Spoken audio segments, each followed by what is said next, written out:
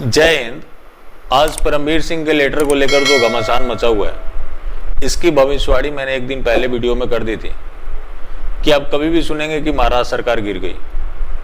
आज जो उन्होंने 28 पन्नों की लेटर लिखी है, उसके टाइमिंग ज़्यादा इंपॉर्टेंट है। बुमराह, जहां मनसूख हिरेन का डेथ बॉडी मिला था, वहां आज एक और लाश बरामद हुआ है, सलीम अब्दुल का। उसके बाद इन्होंने लेटर लिखा है। सबको पता है कि मनसूख हिरेन केस में सचिन वाजे का हाथ है। एनआईए जो जांच कर रही है उसमें सुसाइड एंगल नहीं है, उनके मर्डर की जांच कर रही है। उसके बाद इनके 28 पन्नों का लेटर। उसके बाद उद्धव ठाकरे ये कह रहे हैं कि उस पर उनका सिग्नेचर नहीं है, स्टैंप नहीं है, और वो ऑफिशियल मेल आईडी से नहीं है, किसी और आईडी से भेजी गई है। तो वहीं दूसरी तरफ अनिल देशमुख, जो परमवीर सिंह के खिलाफ मानहानि की मुकदमा दायर करने की बात कर रहे हैं, क्योंकि सीधा आरोप अनिल देशमुख के ऊपर है कि उन्होंने 100 करोड़ का टारगेट दे रखा था। ये गृह मंत्री थे या कोई सेल्स मैनेजर थे जो अपने लोगों को छोड़ रखा था कि तुम जाके 100 करोड़ रुपए इकट्ठे करके लाओ। जब उस मर्सिडीज में नोट गिनने वाली मशीन बरामद हुई, तभी से लोगों का शक था कि कुछ एक्सटॉर्शन का खेल चल रहा था। और मुंबई में अभी जो कंडीशन है, ये तो अंडरवर्ल्ड की वापसी है।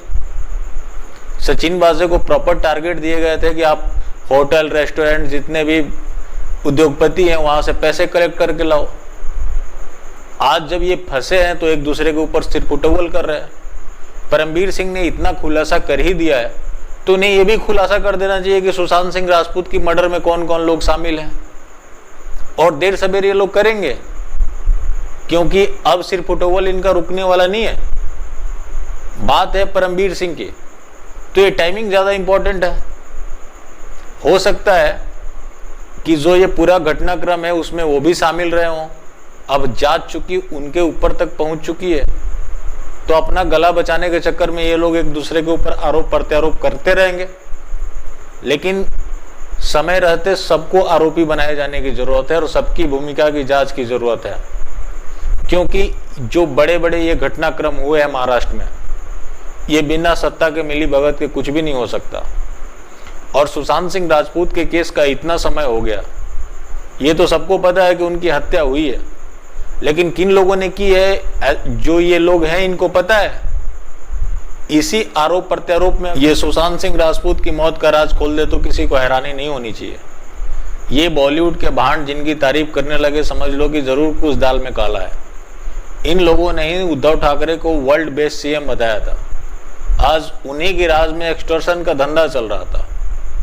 उसी पे सवाल कंगना रनौत ने खड़े कर दिए तो उनके घर तोड़ दिए गए, उनको अभद्र गालियां दी गई, उनके ऊपर कई सवाल खड़े किए गए, जिसका बाकायदा उन्होंने ट्वीट कर जवाब भी दिया है कि जिस तरह से मेरे को प्रताड़ित किया गया, आज वो सारी चीजें सच साबित हो रही है।